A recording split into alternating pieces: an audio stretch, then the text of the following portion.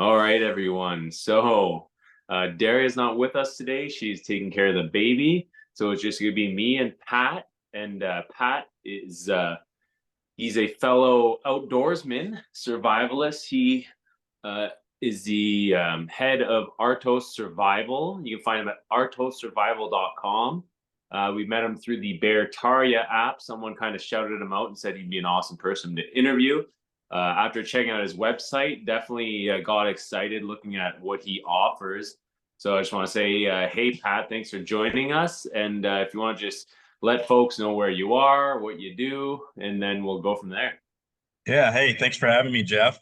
Um, yeah, so I'm Patrick Norton. I run Artos Survival. So we're out of Eureka, Montana, but we run like wilderness emergency survival and medical courses out of the Flathead Valley in Montana here. And I travel for courses, but that's kind of our home base is the Flathead Valley. So yeah.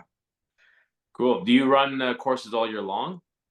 Currently, so we're pretty new, and it's been hard finding that clientele that really wants to go and get, sleep out in the snow and kind of get hardcore and stuff like that. But we're kind of building that up and stuff and kind of hoping to work that into our curriculum soon. But right now we're kind of going you know, mid-spring through fall, and so we haven't fully opened our winter wilderness based courses yet, but yeah, we're just kind of building that clientele and kind of finding what people want out here. And I know there's a lot, and I'm sure up in your neck of the woods, a lot of snowmobilers and you know skiers and snowshoers and all that stuff too. So I'm sure it'll eventually get there, and that's our goal. Nice. Yeah, we have a similar thing too. Daria is more of the trained outdoor survivalist than me. So she had like a whole background of she did like hike the PCT. She went to wilderness awareness school, and then she went to teaching drum outdoor school, where it was a more intense, no unnatural clothing, one spoon, one cup, one knife is what I usually explain to people. And it was an intense survival trip. So she's got the intense side. And like, so when we met during COVID. And then she was kind of laying low and getting people as she could, but it's like really hard. She wanted like the hardcore people, like, come stay with me for like a month and we're really gonna like dig in. But that's Yeah. so hard to find. And I know, like, I'm sure you can understand too, it's like it's not just hard to find, but it's the marketing and getting yourself in front of the right Yes. people is like the hardest part. Yeah. It seems like a lot of friends and people we meet and like other entrepreneurs, it's like you got the skills, you got an amazing product, but like just getting that in front of the right people is the Yeah. most difficult part. Because like we were looking at your stuff, and I was checking on the site and it's telling Darren like, oh, this is awesome, like, oh, I'd love to go like check this out. But it's like, Yeah. okay, yeah, now we need like 30 other people who are on the same like jive with the I don't want to say it's a supper fest, but like I would like to, you know, come and go through a grueling medical survival course with you. It'd be wicked. Yeah, man. I mean, it's one of these things where, and I'm new to the area, or at least I've been here. I'm on my third year and stuff, and it is definitely it's a whole process of figuring out what people are receptive to in that specific area. And I mean, as you know, like people where you live, people where I live, they're outdoorsy people, but it's for an example, like I came from a survival school in Southern California, and I mean it's millions of people, so you just have these like a million, millions and millions of people that can cycle through this school, and you never run out of customers. And it's full of all kinds of different people of different backgrounds, where whether you have like there's a lot of military down there, and then there's a lot of just regular Joes. And then there's, people like even like the Burning Man types or like whatever that go through these courses. And then you even have like the actors that like want to have this like outside of Hollywood real person experience and stuff like that. So they kind of like, it was so, I don't want to say it was easy because this Coin Survival Thomas has a he he's built his brand over time, and so he's obviously done a lot of work, but he's in a really nice area to be to get customers and stuff like that. And so it's a little different here, I mean, Montana's a state of a million people. So, and then, we have Idaho next door and stuff. So you do have to kind of find what people want, and kind of cater it to that, like I'm the type of person where I have this like ideal of what exactly my business and where I want it to go, but it doesn't work that way. And you have to just be open to being able to adjust it while keeping your product, the integrity of your product and what you want to give. Because I've had a lot of people like, oh, why don't you do this or why don't you do that? You'll make all this money. It's like, well, that's not what I want to do. My whole thing is like, there's people that go outside and I want to help them, be able to save, do self-rescue and save their lives Mm-hmm. if they get into a bad situation and stuff. And then, you have, also, if you're starting from scratch, you don't have that reputation yet. So you're getting a lot of local before you're getting, out of state, international, and that kind of crowd too. So it is a process, and it's an unconventional business. So it's not like, you're selling, widgets and it's this widget that everybody wants and they're just ordering off the shelf. So it is, building, and there's, as you know, there's survival schools all over the world, and definitely in Canada and definitely in the US. And you have to set yourself apart. You have to be doing something different or be the only act in town, and so it really is it's a process. For sure. Yeah, I know. Like sometimes, uh, like I reference like all the time to Daria, and I say like it's hard because like I grew up in this city. She grew up, only a few hours away, but we're both in Where are you northern. guys out of again? So we're in northern Ontario. We're in Sudbury. So we're about four, 4 maybe 5 hours with traffic from Toronto, Oh, northwest. awesome.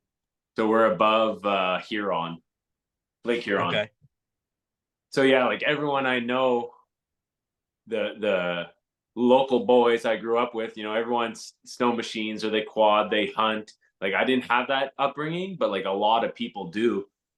Or um, like a long weekend comes, for example, there's a long weekend coming up. It's like you're gonna have a hard time trying to get people to be like, hey, come get outdoors when it's like they already have their, they're Yeah. ready to go like boat across a lake and camp out and fish all weekend, like they're Yeah. already outdoorsy people. So yeah, I don't want to bore everyone to death with like business niche, like nature But it's business kind of talk. cool though. I mean, it's kind of a cool topic. I mean, I don't know, maybe just for me, but I mean, it's kind of for any business owner, really. And there's a lot of business owners. I'm sure a lot of your audience is business owners. And so it is like, you have to have a certain type of mindset to want to start a business and not, work for someone else or whatever. And people, a lot of people have a business and work for someone else, but Mm-hmm. you have an entrepreneurial mindset. And so I find this kind of topic pretty interesting. I don't mean to, negate what you're saying, but I think it's important, yeah, it's definitely interesting, yeah, coming from a business perspective. And yeah, and I find the same thing where you have like, yeah, no, I'm going to get me a bear, like I'm not gonna go take a class. I got like limited time. I'm gonna go spend that time. It's hunting season. I'm gonna go get harvest some animals or whatever. um and there's always also the crowd that figures like, they're not going to get in that situation where they need the skills, or they already know them. When I have found a lot of people have like outdated skills or whatever, especially the medical side of things. But yeah, I do find that a lot. And I, even for myself, like now that this is my business, like my outside time is my classes. Like I'm on a computer half the time nowadays. It's kind of bad. I mean, I wish I could go do stuff more on my, kind of just fun stuff outside for myself. But I do find myself like, I look forward to the classes and stuff because that's my time outside now. It's kind of when you're like running a small business like that, that's your life, you know. Yeah, for sure. It's like you got to get outside for business, Yeah. and like we're trying to ramp up the like marketing content side. So it's like, okay, go outside, but don't forget to like plan to film something and make it relevant. It's just, Yeah. yeah, definitely like the entrepreneurial part. I think it plays into like everyday life with anyone is if you have a Uh-huh. dream, and it doesn't need to be, the medical emergency in the woods, or, we've got a couple different veins that we're trying to follow down. But whether it's, like you want to be a personal trainer, or, your passion's art or whatever, yeah, figuring out the little pieces to, it's like the threads to pull on that are going to get you the momentum to get from just being like we like to say, like trading your time for money. We don't want to be trading our time for money forever. Like, if you could have a sell your art or your craft or even your courses where you could fill them out, and then you're just like rolling in money. Well, now you can go to like the local farmer and just throw cash at them and be like, hey, keep the half a cow coming every six Yeah. months. And it's like, then, you can hire a worker and train someone. And it's like, and it's hard. I know when we started out, like, you don't want to water yourself down, and you don't want to, I know like in the hippy dippy scene, like making money, or like seems like an icky thing for some people, Yeah. and you don't want to rip people off. And it's like, you're like, what do I charge you? It's oh, you're my friend. It'll be, $20. Don't worry about it. Yeah. I hear you, man. It's funny. I've been coming to terms with the in my past life it would have been easy, but I'm coming to terms with the psychological aspect of selling something, and how I really want to give something affordable. Like a lot of part of this is community service for me, because like, I got side hustles. I'm doing fine. And But like, I do want this to be a successful business, but I also want to deliver, a product to people that don't have it, that need it. And I've had like one customer, it was a couple, and they were like, yeah, we chose you because like the only other option in the area was this, she like got second place on a loan or something like that, and she's charging, whatever, I don't know what it is, but like $5,000 for like 5 days or something. And they're like, we can't afford that, and they're like, so that is, why we cut, one of the reasons why we're like, oh, awesome, finally someone's here to offer an affordable class. But most, 99% of it is like, they'd rather pay 2 grand than 200, because it's psychological almost. It's like, well, Yeah, yeah. if he's charging this little, it's not worth our time. Like, it's not giving us it's not like a high quality thing. Whereas like, I beg to differ, because I don't think in those terms and stuff like that. But it is kind of something, as a business owner, you do have to come to terms with that, because that's how people think. If they see something for like, $9.99, and it's like some survival kit, they're gonna be like, oh, it's a piece of crap, like, buy something that's $200.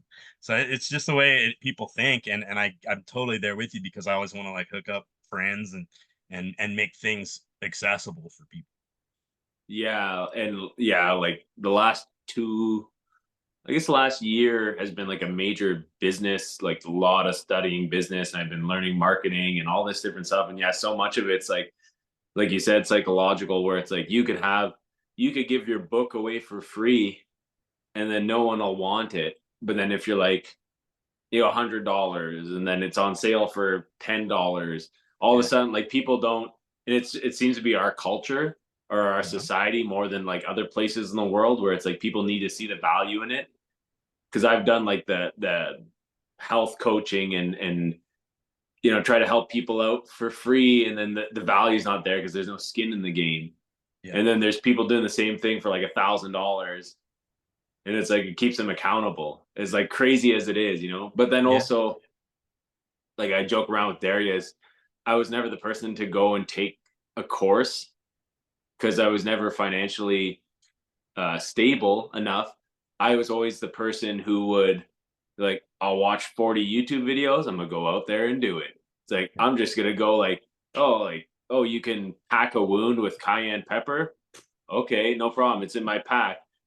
Gash, big gash on my leg. Okay, we're packing with cayenne pepper. We're gonna see Yeah. how it works. But not everyone's like I'm gonna watch. I'll listen to an hour talk and then I'll go do it. Some people need to not have their hand held, but they need the like hands on. They need to see it done. So it's like there's different people for the experience too. Like you said, Yeah. like there's outdoors people who might think, ah, I know what I'm doing. I remember grade, 8 where they showed us how to tie a splint, and no, it's it's in the archive, don't worry about it. But then when it actually happens, it's like, oh, maybe I'm not as refreshed as I thought I was. Yeah. And there's there's even things where it's like there's misinformation that we've learned from when we're my great granddaddy taught me this and this and that and stuff like that. And there's and you can do more harm than good, or you can be doing good, but um maybe you can tighten it up a little bit and do better, you know what I mean? So it's it's people do learn differently. I mean, some people just YouTube you, man. It's a great tool and you can learn a ton. And I think with a lot of skills and knowledge, it's gonna replace, going to school for a lot of things. But there are certain things where you need like instruction, you need hands-on stuff, and there's always going to be a place for it. And I think also a big benefit of like especially outdoors course is that it attracts a certain type of person. Now, it's all kinds of people. It's you get like when I was working at down in SoCal, it was like, I mean, you'd have like federal agents, military. You'd have, like I said, the Burning Man types. You'd have the, like those hippy dippies. You'd have just like, you know, ultralight backpackers, sportsmen. You'd have, like the Hollywood people. So you'd have this like huge thing, but they all have that one thing in common, which is like they're motivated, kind of go-getter type of people, and Mhm. like being around people, but also like the solitude of the woods, and so you do it you get something really special. And I know, because you've done these like primitive skills classes and stuff. It's like you make some like really cool friends, just even if you're the instructor. Like I still talk to students I've had, from years back. um and I've kept, friendships with them and stuff like that. So it's a certain type of person that you want to be around. You don't typically find like, you know turds, and people doing that this kind of stuff, so it's actually really cool. So you don't get that with YouTube or finding out online necessarily. So I think that's a cool aspect of it. Yeah, and I think a piece like you touched on is there is a barrier to entry of, you got to, take the leap to get out there and put yourself out there, but also, you can't learn, like we have some courses like for friction fire and stuff like that, but like if you watch our friction fire course, you'll get this part, Yeah. but you'll never have and Yeah. that requires the dirt time. It's like It's watching like, muscle memory, man. It's yeah, like you will not do it your first time for the most part. I know a couple people who did it their first time, but but even like with the medical things, how many medical emergency things require, it's like, like feel what I'm doing here with my hands, yeah. or like, you can't get the camera angle and the stuff, like, or even the pressure, like I've been in situations like in high school, we had rattlesnakes on a outdoor red trip. We were paddling out to the big water from a set of chain lakes, and yeah, like we camped out where there was a bunch of rattlesnakes. All the YouTube videos in the world aren't gonna, you know, replace that experience that we had there. Or, like I said, like you get a big gash. I had a big gash on my foot once, and packing that cayenne pepper in there, it's like, well, now I know what that's like. I know what to do. Like, okay, do you hold for 10 seconds, 20 seconds? Well, now I know the difference between, like, I cut myself shaving and to put a piece of cayenne pepper here, uh, you know, and oh, I have this giant gash. Like, how long do I need to hold that before I pull my hand off and like, oh, is it done bleeding? Like Yeah. you can't learn that through a YouTube video. You Yeah. need the to be there.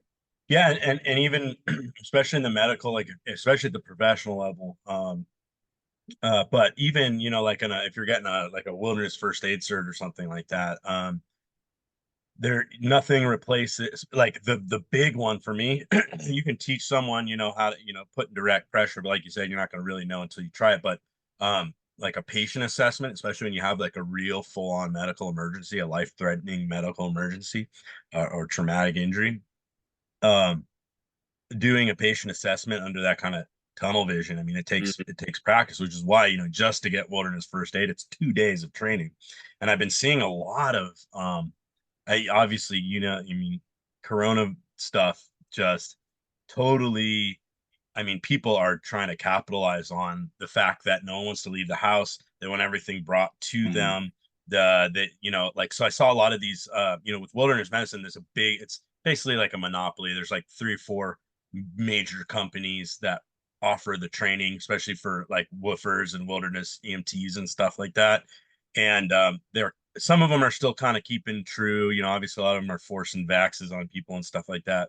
But we're not forcing it on them, but requiring it for their courses. And but I started seeing like some of the big ones doing stuff like, hey, we're going to give you a wilderness first aid cert, which has traditionally been 2 days in the field, in 2 hours, all online. oh And God. and it's a 3 year cert period rather than 2 year cert period. And you're going, well, hold on. I mean, first of all, you're doing a disservice just by not giving them those hands-on skills, but now you're taking a 2 year cert that the person may or may not use in that 2 year period. Hey, if you're an EMT, you're using your skills all the time. If you're first aid or wilderness first aid certified, you may not ever use those skills in that 2 year cert period, and you're extending that out another year. So they have even more time in between ever refreshing. So you see a lot of that kind of stuff where it's like things are kind of catering to uh you know a lower common denominator, and it's bad to see, because especially since like we were just talking about, it's like people that do outside stuff are motivated people. They don't they're willing to get out and take an in the field, or like a couple of days to learn something really good. So Yeah. the patient assessments are a big one. And yeah, a lot of the medicals, anytime you're in any kind of like sticky situation, like you really don't know how you're going to react. um you know and I've known people that they have the fight response over the flight response one day, and then the next situation maybe they have Mm, a freeze response. It can be different for different people. So exposing yourself to some of the stressors too. Some people, some people that are not like you may see themselves bleeding and freaking pass out. So mm, it's just yeah. everybody's different. So you got to get that, like you said, that dirt time. Oh, for sure. Yeah, that came to my mind. I should have mentioned it.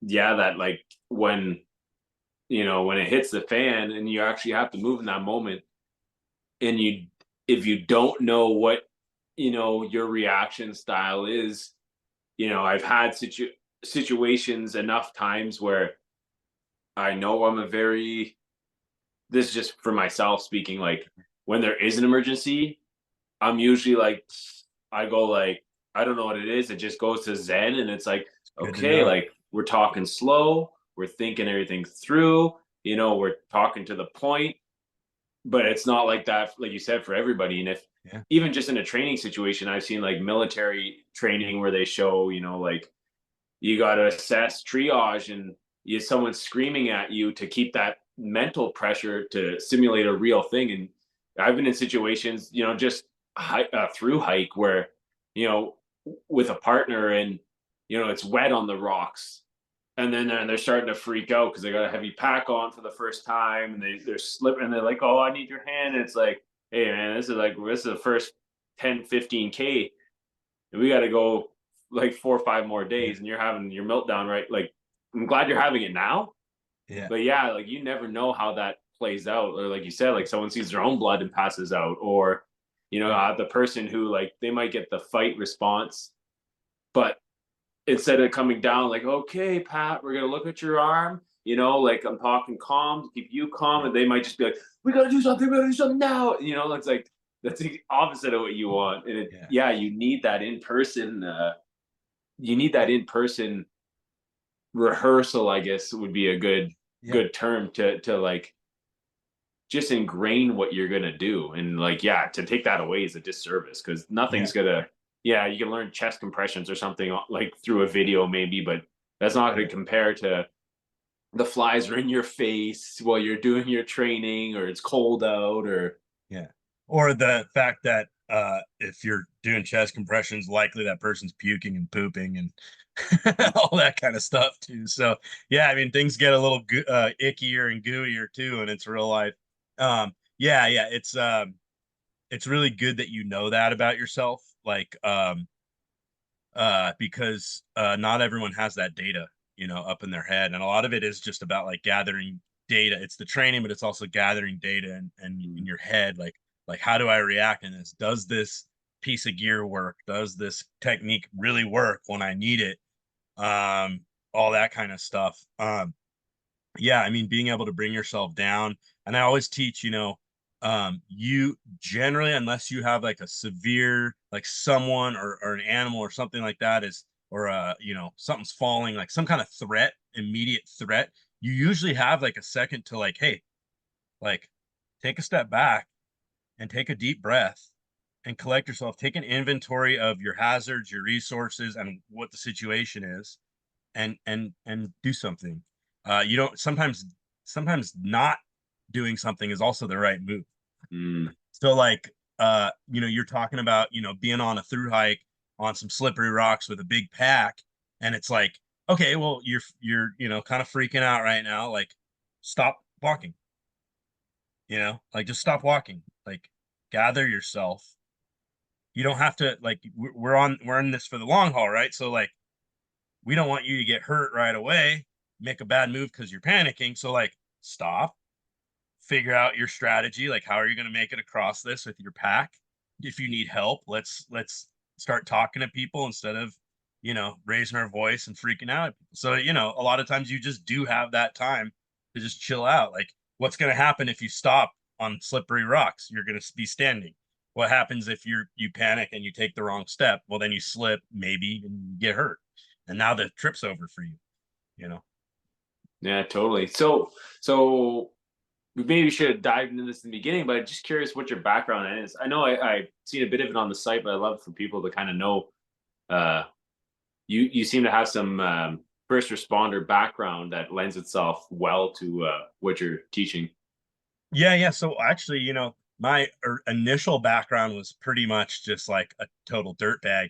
I was, I grew up in just like the city, like, and uh, pretty quickly just got into like being a hooligan and doing bad stuff. And right around like my early to mid 20s, I kind of had a bit of a change of heart and found God and all this stuff. And like it caused me to just kind of turn my life around.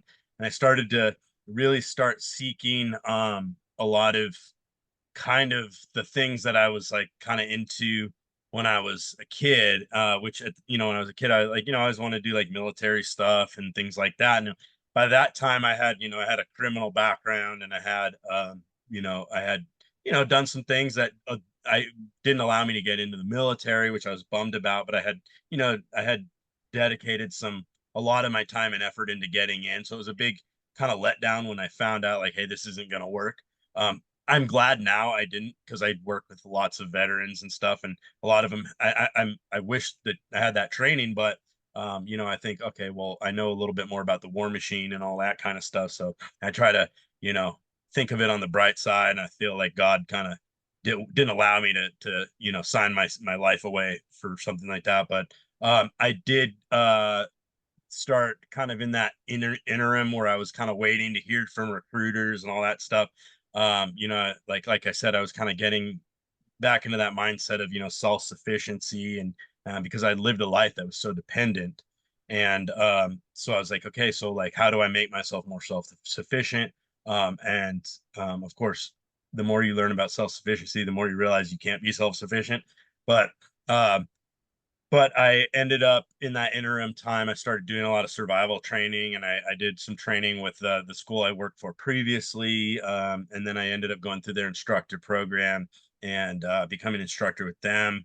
I became an EMT, a wilderness EMT, and then kind of clicked up with a lot of like military background guys, spec ops kind of background guys, and other first responders, firefighters, cops, and stuff.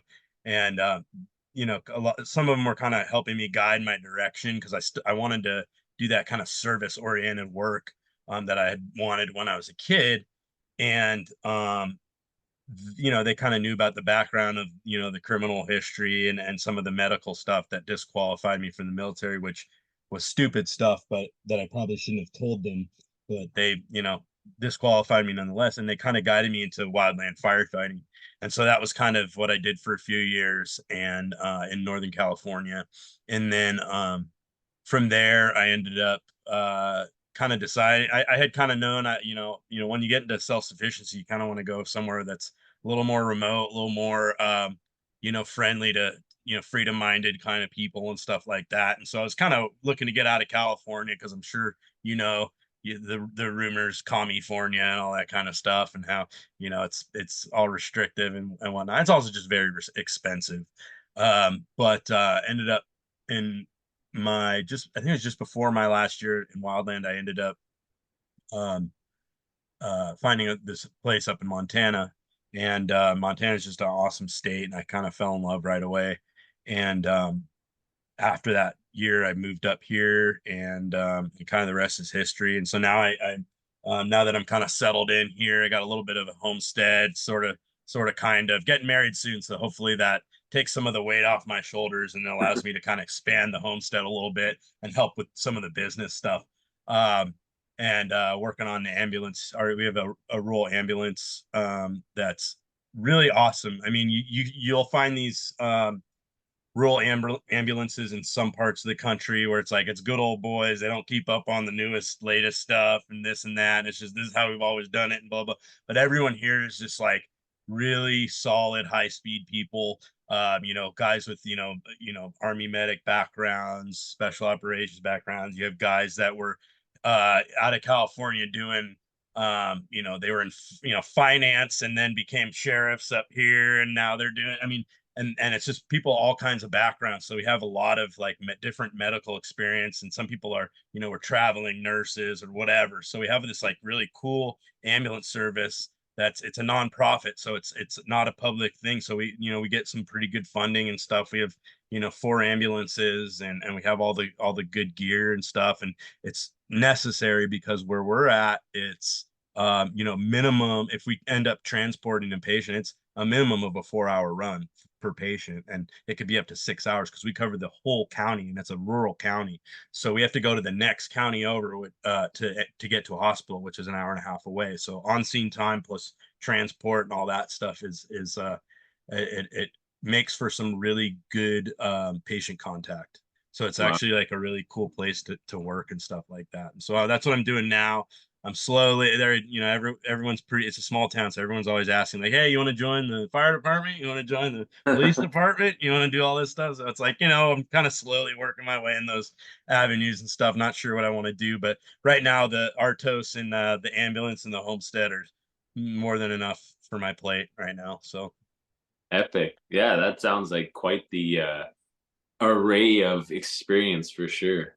yeah, it's been fun. It's been really fun. I mean, even a lot of the bad experience of being like living a more of a criminal lifestyle is it taught me a lot, especially as far as like human interaction and stuff like that. Yeah, I can echo that too. Like my run-ins with the law were a few. I would say I stayed under the radar for most of my troubles, but yeah, like my teenage years were nothing but boozing and trouble and getting like just pushing the edge, and not probably a similar background, and just didn't have the father figures around, didn't have a home in place that would keep me out of trouble. And then gangster rap and all the other stuff, you kind of just find Did yourself you read like my autobiography?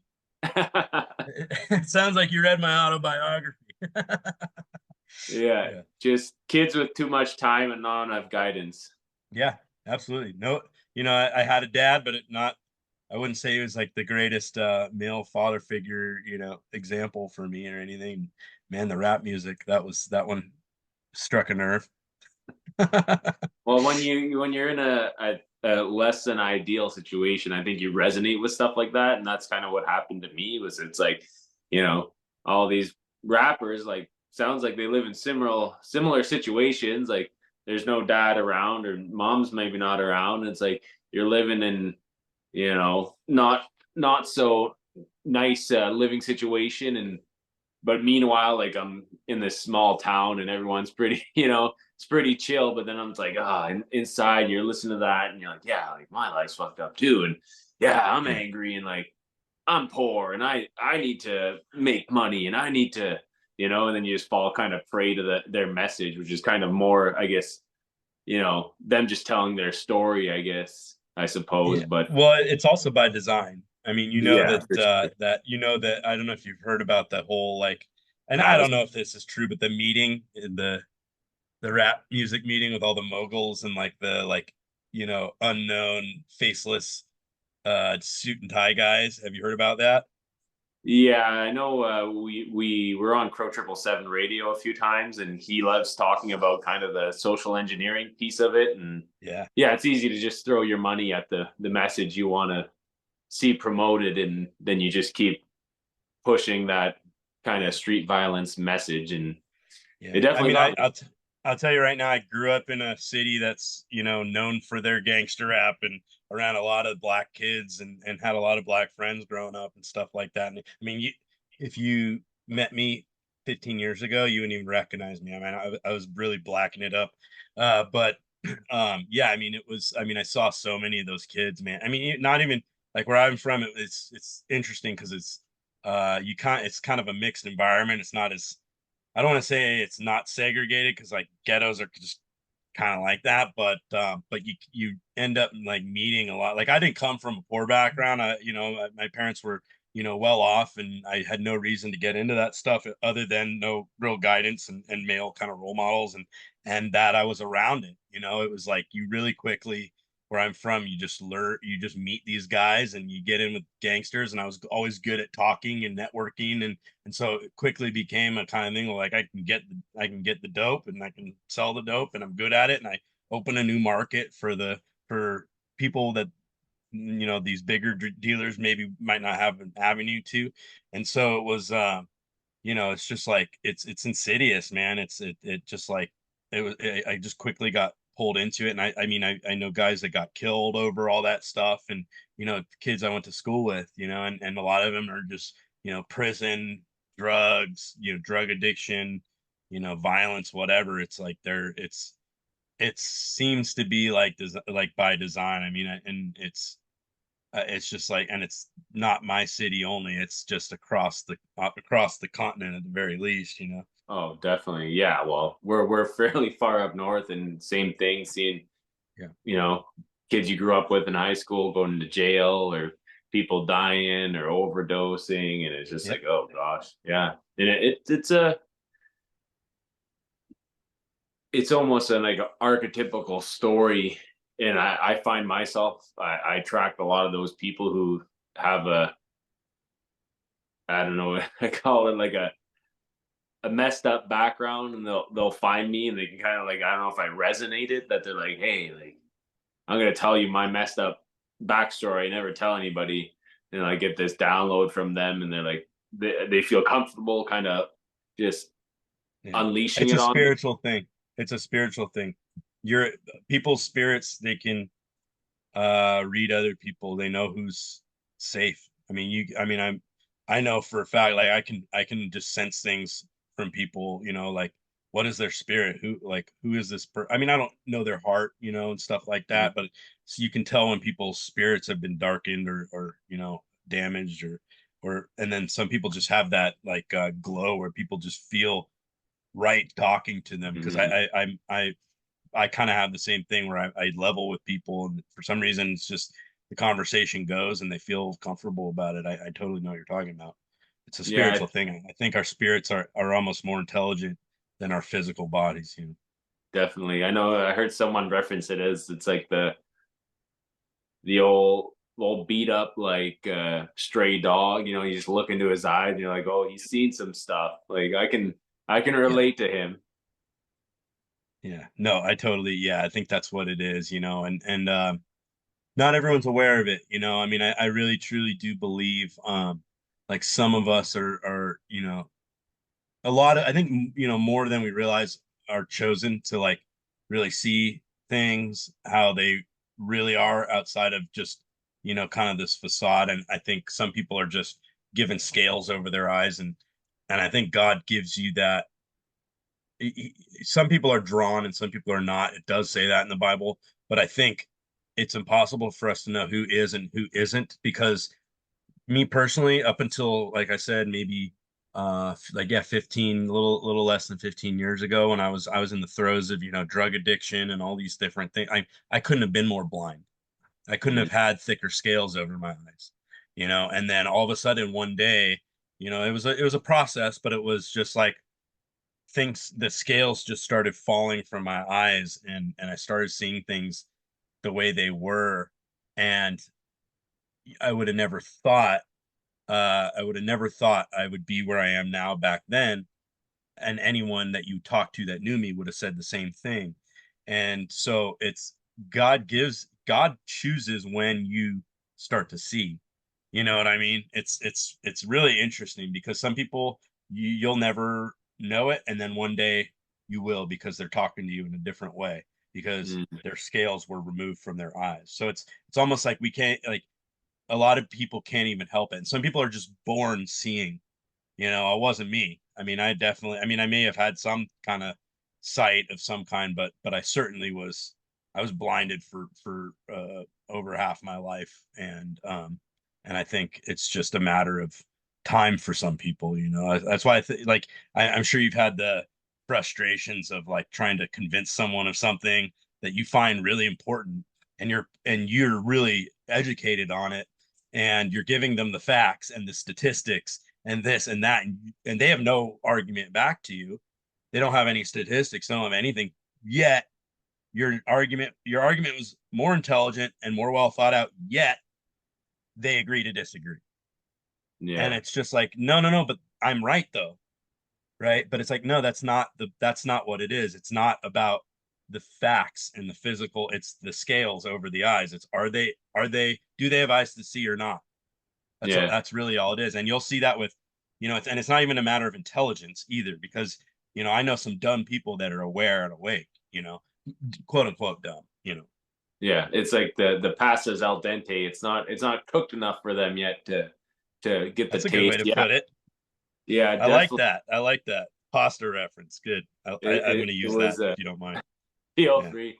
Yeah, Yeah. it was a similar thing for me too, where like it was like hustling and money and just like all these let's say less than altruistic values. And then Yeah. once it hit me, and like my whole thing was all in the health realm. I had cancer when I was 2 years old, and they Wow. removed a kidney. So like it was always this thing in the back of my head. And then I think it was around like 21 years old, it just all this new health information started coming in, and it was just like overnight. It's like I don't care about the wearing the my favorite jersey. I don't care about football anymore. I don't care about that. It's like I don't care about dressing nice. It's like all my values almost changed in an instant. And as new things came in that resonated with me, it's like, yeah, like I don't care about making millions of dollars. I don't care about, you know, getting some great job, working, in a fly-in camp somewhere so I can just bank as much money as possible. It's like everything just started changing. It's like, oh, I want, like, this is what I want my life to be like, and this, and like all these other things that I thought were important before, getting drunk with my friends and, doing these things that feel good, or, like, oh, I'm going to steal that because it's, I didn't get this when I was growing up, and I deserve this, and like the life world's cutthroat, blah blah blah. Then it like all dissolved away and changes. Like, no, like the right thing is this, and I should, be doing this. And it just, when it It happens, it happens. it's amazing.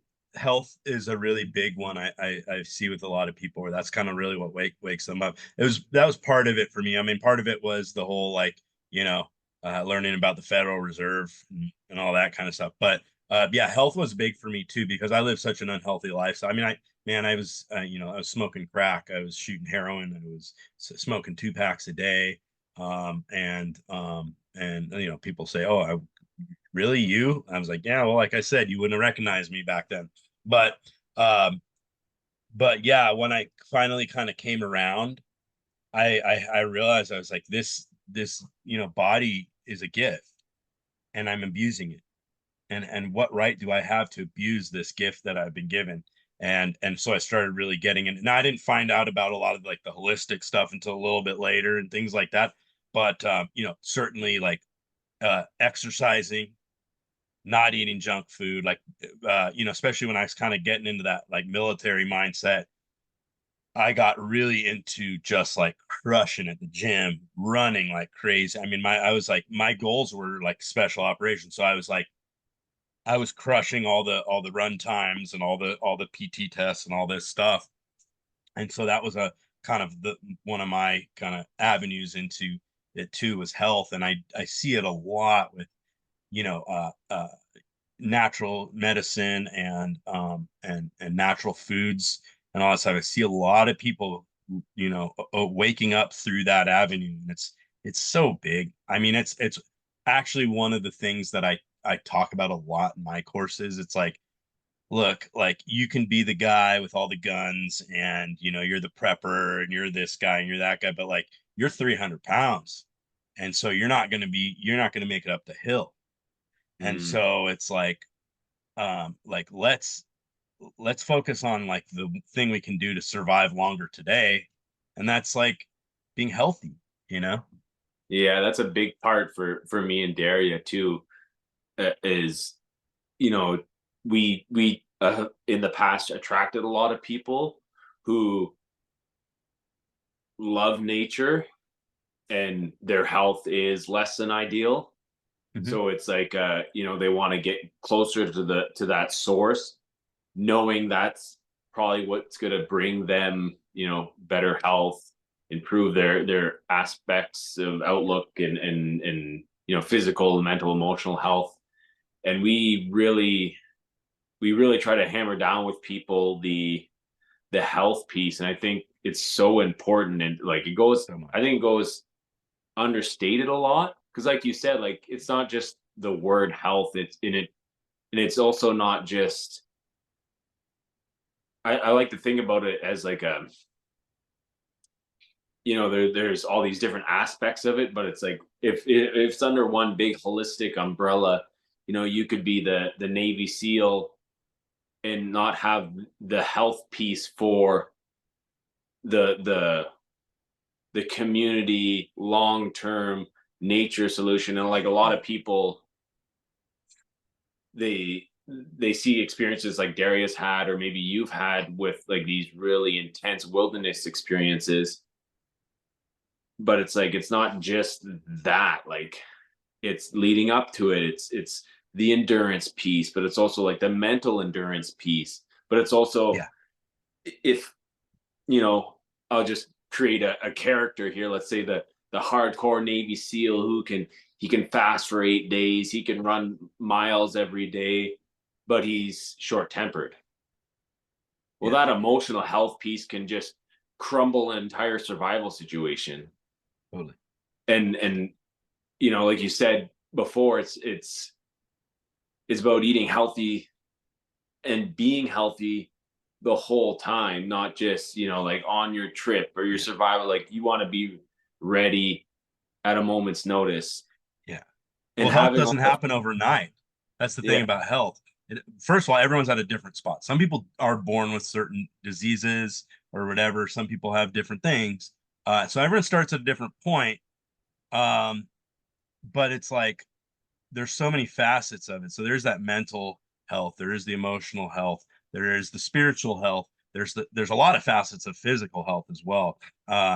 People think, oh, guy can, bench press 300 pounds. Well, yeah, but can he run? Like you said, is there that endurance? Is there that mental endurance? Is he flexible? Is he going to get hurt when he tries to do something? Is he have good, does he breathe well?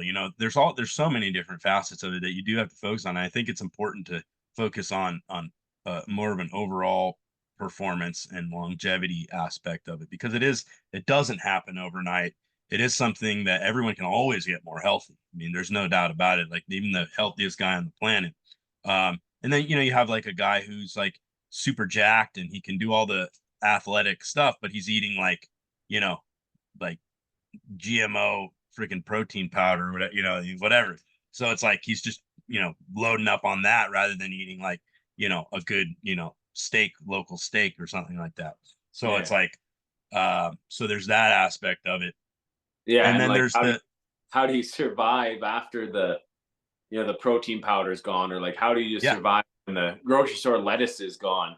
yeah, Because like I know I used to do like a lot of the raw vegan stuff and played around in that community for a bit, and it's like, okay, well, it's -40 out, all the yep, greens are gone. yep, Like, what are we working with now with like the wild food piece? It's like, okay, we got to go with what's here now. And if like our area, I'm sure it's similar to Montana, it's like, okay, it's like it's fat and protein season. yeah. Sorry, Either that you or you're gotta, eating cambium layer of yeah, evergreen trees, So yeah. Try to teach a class and say like, hey, like, there's so much you can eat around here, but what are you gonna thrive on versus like what's keeping you alive for a few weeks? yeah, yeah. And I want to go back a little bit because we're talking about just the whole getting healthy thing and how there's people that are like really into nature yet are at less than ideal health. And I actually learned this I went to like a drug rehab for like, it was like 10 days and then I got kicked out. But, this was back in my dark days, but there was a level of compassion that they use there in the way they talk to you and the way that they treat you and stuff like that, which is it's necessary, especially like getting started on something new and stuff like that. But what really made it into a lifestyle for me to stay healthy was like just um being incredibly hard on myself. Like you have to have discipline. You have to have a level of like you want to get healthy. Well, that means you can't be going to Dunkin' Donuts now like as a treat. Mm, You know what I mean? Like once you get healthy, then yeah, you can maybe go like every few months and get some donuts or something like that. You probably won't want to by the time you're healthy, but uh, yeah, it's like it's one of these things where it's like the compassion can be a killer when it comes to not just health, but all kinds of different things. And so and then of course I became to a point where I was so regimented where I would beat myself up if I didn't get a workout in, or like, oh, something happened where I got stuck in traffic and it was like 6 at night and I'm it's dinner time, gotta go to bed. It's like, oh, but I gotta get this workout. Okay, well, if I work out, I'm gonna be awake all night. It's like you have to be able to like chill out and like yeah. allow yourself to be human. So there is like a pendulum there where it's like I started with the compassion and I quickly got over that because I was like, well, that feels really gross to be doted Hmm. on all the time, and then but some people are addicted to that attention. And then I was like, okay, I'm just gonna kick my own ass.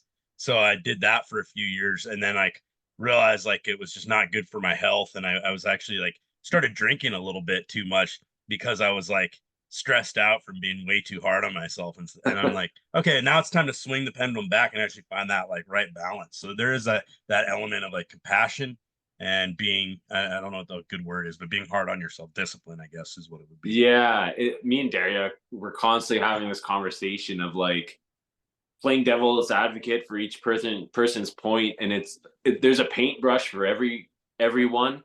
So like you're the person who needed the discipline, and I have Yeah. a mentor, and that was a big part of my life too. Was um, I'd almost put it in the spiritual health piece of the. He would say, "I'm the type of person that," and I would binge drink and like blackout drunk every weekend. It's like, but at the same time, I wanted to take care of my body, so I had to be like, I'm the type of person that doesn't drink, Yeah. and like you have to make hard fast rules for yourself. But for some Yeah. people, they need the compassion because, like you said, I did the same thing. You go to one extreme. I was running in Vibram Five Finger shoes. I was doing 5K a day, so I was training for Muay Thai and fighting. And it's like, okay, every day at lunch, I go and get my 5K in, to the point that every morning I'd wake up, I'd be hobbling out of bed. I had what my naturopath said was plantar fasciitis. I He's like, hated that. He's I like, had it's that not, too. it's, you know, if it gets really bad, it's not reversible. He's like, you know, you could stop running. And I was like, stop running? You Yeah, know, like I gotta get my miles in. You know, I was never a runner before. I fucking yeah, hated running. Football, hated running. Like, always hated running, but got the discipline piece, and then got to that point, like you said, where it's like the only pitchfork, devil pitchfork in my ass was me. yep, But yep, like then I had to change the color I was painting with that paintbrush and be like, okay, like be compassionate with yourself. Maybe take some time. Like you're not gonna die if you stop running. yeah, And like the same thing with like the food piece. Like you get to like so regimented. It's like your family's like, are you gonna have a piece of bread? And you know, you're like yeah, torturing your grandmother or something because you won't yeah, have her like quiche or something. And like now you know, you went from like this dark night of the soul, you know, doing drugs and all this dark shit, and to the point now it's like, yeah, I'm too clean. I'm too clean for all this shit. And then it's like now they're like, oh my gosh, like it's extreme to extreme. I was talking to a buddy. It's funny you said that because we were talking about like pork and like, we're kind of debating and like, okay, so biblically, like, do you stop eating pork or is it okay to eat anything? He's like, well, I tried to do it. He's like, but my mom's Italian. So we don't eat nothing but pork and veal. So I'm like, he's like, I couldn't break her heart like that. So I had to keep eating pork. But yeah, I like that. Yeah, you have to find that right brush because it really is different for different people. I do see a pattern in that. I think you and I are very like, I'm very all or nothing on almost everything. I've had to learn to not be. Um, but yeah, I've kind of made that decision myself where it's like, and actually I found a kind of a middle ground where I could drink 2 drinks every few weeks when I was on the road or eating at a restaurant. And then it kind of gave me a false sense of security where um, I'm like, oh, well, I have my drinking under control. And then Mm-hmm. I would go back home, which is where the danger was of, all my friends are back there, and I used to work a little bit in the restaurant industry, and I kind of, like, I deal drugs back then, and so people knew me, so it'd be like, oh, here's a giant glass of whiskey for free, and then you'd get drunk, and then next thing you know, someone's buying Coke or something like that, and it's like, so it would happen that like once every 1 or 2 years, but that was enough for me to be like, well, it's not worth me being someone who drinks occasionally. I have to be Mm-hmm. someone who doesn't drink at all. Yeah, and That substances are that was pretty. how it had to be for me. Yeah, because I can definitely resonate with that too. Because it's like the donut's way more forgiving than a night of blackout drinking or drugs or Totally. something. Yeah, so it's so interesting because it's just like a theoretical jerk off. Everyone, you know, like we're all pontificating on like, oh, like yeah, it's like this, but yeah, it's so nuanced that no one will ever have the answer, and maybe we need to look to like Socrates and these other philosophers for nuggets of truth. But definitely, yeah, and we've seen it too with different participants in like our groups have been small the last few years, but you definitely have the it's like, okay, I can like hand on your back, push you right into what we're looking to do. And then someone else needs like the handheld. Yeah. But in a totally different situation, those two people, it's completely reversed. So it's like, okay, like you need your handheld through this thing, and like you don't even have to push that person; they're already all in. Yeah. Yeah, definitely. I find more often than not, and you find more of an issue with the compassion side of things with people. But yeah, but I think some people do really need that handheld and just to get into it. And some people are very, very okay with just like go. It just, yeah, it really is, yeah, figuring out what that is and kind of, it's fun. It's kind of fun. It's the fun part of being an instructor or a mentor or whatever you want to call it, where you figure out what makes people tick and how they're going to get a certain piece down, how they're going to be able to get that certain task completed or whatever.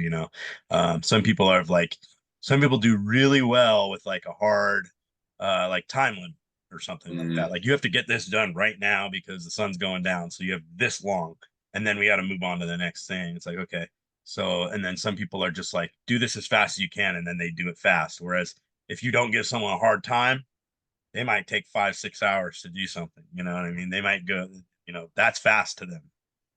Yeah, and communication's so not well fostered in our society, and like how to communicate your ideas effectively, how to um, almost persuade other people with your ideas or your words.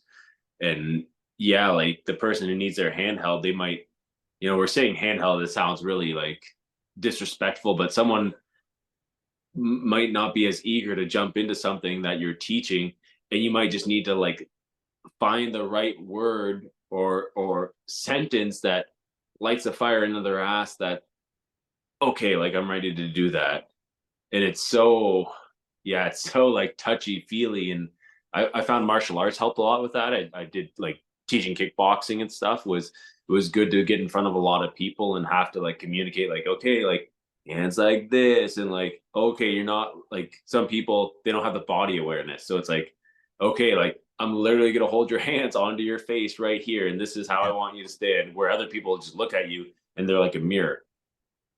And then some people, it's like, hey, do this.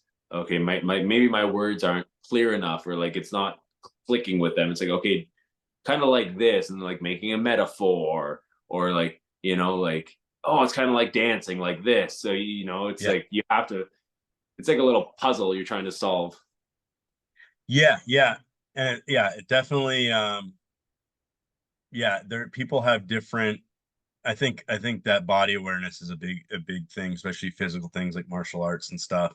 Um, and then even with martial arts, you get into the whole aspect of eventually you start sparring, and that's when people who've never been in a street fight, especially, are afraid to get hit, and then they finally do get hit. And I've seen this happen too, where it's like they get hit and realize, okay, it's not that bad as long as you are able to roll with punches or block or slip it a little bit or something like that.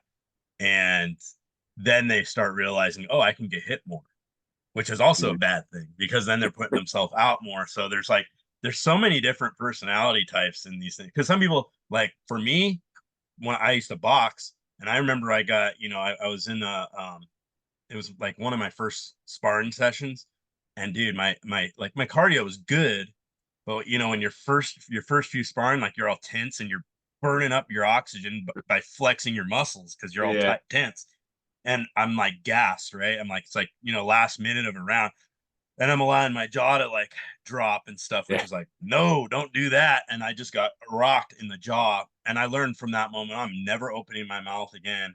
And if I am keeping my teeth, I don't care how gassed I am, I'm going to breathe through my teeth. I don't care. I'm never going to get hit like that again because I couldn't chew for like 3 days.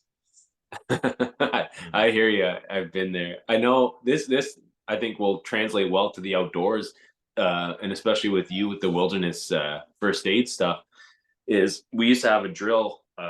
One of my MMA coaches, because yeah, even after a few fights, you're still like, I used to joke around with my coach, my Muay Thai coach, and say, like, he'd be like, Jeff, what's your game plan? I'd be like, not get hit. That's my game plan. Like, Yeah. not getting hit is how I stay in the game. And so my MMA coach, we would, like, he was very loose and flowy, and you would notice I was tense all the time. He's like, okay, drop your shoulders, like relax. He's like, you're gonna burn yourself out. And Yeah. then we'd spar, and like you're always what's it, like flinching and stuff Yeah. like that. So we would do like a whole round or two where we just both drop our chins, like get into a good position, but with our arms down, and just Right. punch the other person in the face. Like Yeah. not smashing them, Yeah. but like quick pops to the point where it's like your eyes and your body don't react because the punch is coming that Yeah. way. When the intense situation does happen, you're still relaxed in your perfect guard Yeah. position, where it's like, okay, that punch is coming, I can react. So Mhm. it's like we just sit there like this, like chin down, and just taking punches to the head, but quick little light things enough that we can like almost lower your nervous system, Yeah. reaction. So you're not like, oh, Well, that's a like big one too, because once you start flinching and closing your eyes, then they just get more hits in. Then you're just doing this. You're just done. If but you're if you're reacting like that. it's so similar to the like a emergency experience in the outdoors or anywhere else. Like if you're like, Yeah. oh my god, like, you know, you might just be on that like almost short fuse where it's like anything's gonna, you know, it's almost like a electrical current, like anything's gonna pop you off. And now you're almost just like buzzing, burning all your neurological energy. And then an hour from now, you don't realize why you've completely crashed out. Like I've had it where I almost crashed my car before and put it into the ditch. Tow truck comes. 2 hours later, I'm at work, and I'm like, I can't keep going. Like, felt fine. I didn't get hurt in the accident. Yeah. Adrenaline wears off, and then you're like, barely keep Yeah, your it's your head up. exhausting.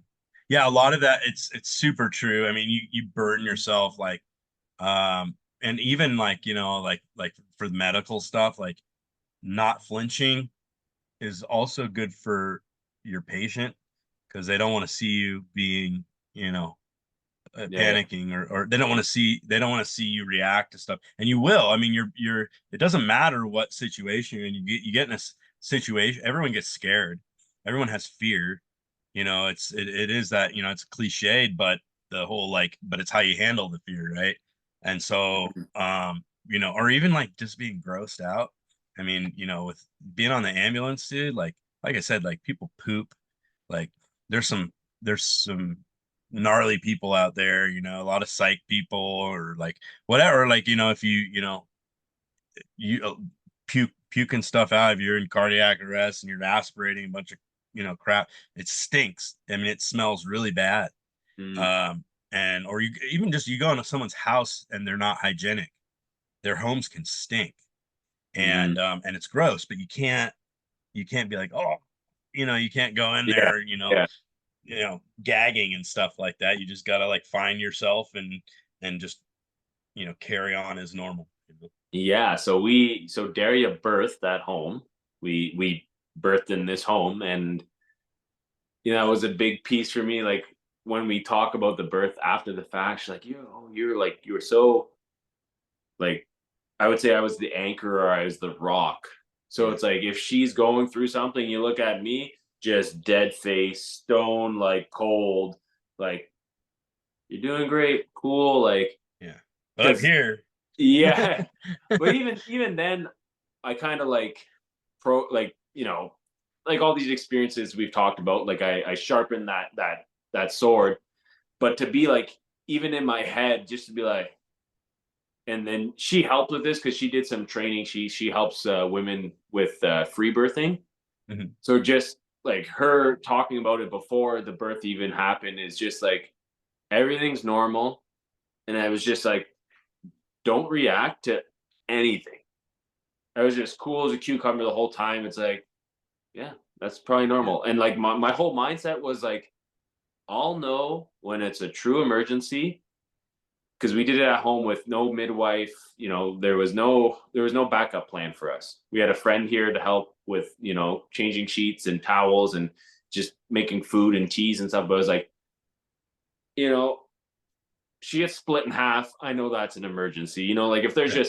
if there's blood like painted the whole wall. I know Yeah. that's like, but Yeah. You did your due diligence on when do you need to make a decision. yeah, but in that specific situation is probably similar to some of the emergencies you see because she's in a mental state. And if I'm like unsure or I'm thinking something's not okay, and there's no way I can know because I don't have formal training. I haven't seen some of the stuff you've seen.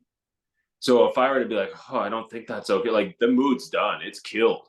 Now you could stop the whole birth process right there just from being being like the thorn sticking out or being like that, yeah, like I'm freaking out. So like we joke and we talk about it now, but it's like she could look to me and it's just like everything's cool, everything's fine, no emotion. Like when it mattered, yeah, like support and stuff like that. But like when the baby's coming out and you know never seen it before in my life. Yeah, there's some gross parts about it. There's blood, there's poop, there's urine, there's all these different things, but it's like just calm baseline. And then when the whole thing happens, like she could go through it confidently. Oh. And the cool thing about it now is you'll know the next one's going to be even better. I mean, it's gonna be easier. It's gonna be. I mean, she's gonna know you're solid as a rock. You're there. You're like you said, the anchor. So it's gonna make that next birth go even better. That Yeah. that's that I hear that a lot. I don't have any kids yet, hopefully soon, um, but I hear that a lot where it's like, you have a smooth one, um, psychologically and physically, it actually gets easier each Mm. time from what I've heard. I'm overconfident now. Yeah. So I'm getting the signal from Mama there. She needs some help. So we'll wrap up. So if Yeah. you want to tell everyone where they can find you, maybe some courses coming up, all that good stuff. Yeah. So artossurvival.com, that's my website. You can sign up for anything there. Coming up June 7th through 9th here in Lakeside, Montana, we have a course. It's kind of our the flagship course right now. It's a survival plus wilderness first aid cert course. It's 3 days. So we take 2 day courses and we just pack it into 3 days, kind of simulate a little bit of that stress that we've been talking about a lot today. And then we've got like some a fun like all ages day class that's just kind of survival basics. We're gonna do just a standalone wilderness first aid, and then we have a few um, classes I haven't released yet, so I won't say that, but just keep an eye out on the website. You can sign up for a newsletter. At the bottom of the site, there's like a contact form. Ask whatever you want.